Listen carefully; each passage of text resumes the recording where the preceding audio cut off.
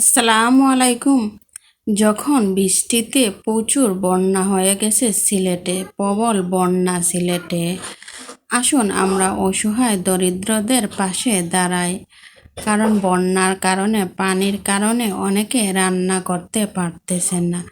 অনেকে ছোট ছোট বাচ্চা নিয়ে খুবই অসহায় হয়ে পড়েছেন। আসুন আমরা তাদেরকে সাহায্য করি এবং আমাদের সামর্থ্য অনুযায়ী আমরা তাদের প্রতি সাহায্যের হাত বাড়িয়ে দিই। সাহায্য করলে কমে না, দান করলে বরং আল্লাহ তাআলা আপনাকে আরও ধন সম্পদ বাড়িয়ে দেন। তাই আসুন আমাদের যাদের সম্পদ আছে এবং আমরা যারা দান করতে পারবো, যাদের সামর্থ্য আছে, আমরা তারা ঘরে বসে না থাকে অসহায় মানুষদের পাশে গিয়ে দাঁড়াই। যেই রকম যার যেই রকম সামর্থ্য আছে সেই রকম অনুযায়ী আমরা অন্যের পাশে দাঁড়াতে পারি।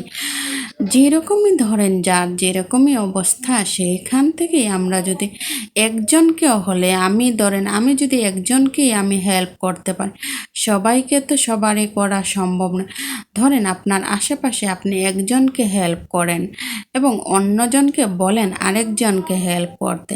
এইরকমভাবেই আমরা অসহায় দরিদ্রদের পাশে দাঁড়াবো।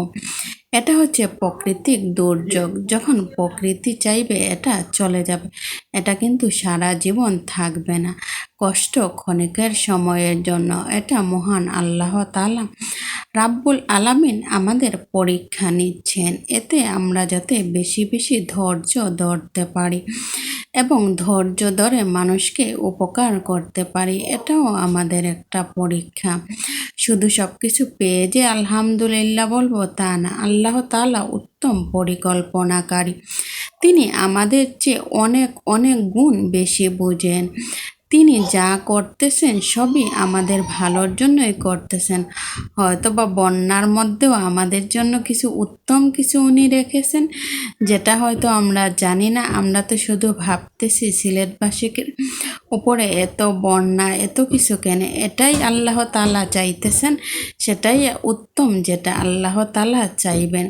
তাই আসুন আমরা আমাদের সামর্থ্য অনুযায়ী আমরা দুস্থ অসহায়দের পাশে দাঁড়াই। জানি না আমার মতো ছোট একটা ইউজারের ভিডিও আপনাদের কতজনের সামনে পড়বে এবং কতজন দেখবেন। তো যারাই দেখবেন সবার কাছেই আমার অনুরোধ রইল, আসুন আমরা আমাদের সামর্থ্য অনুযায়ী, সাধ্য অনুযায়ী সবার পাশে দাঁড়াই। তাহলে আজকে এখান থেকেই বিদায় নিচ্ছি। সবাই ভালো থাকবেন, সুস্থ থাকবেন, সুন্দর থাকবেন। সবাইকে আবারও জানাই আসসালাম।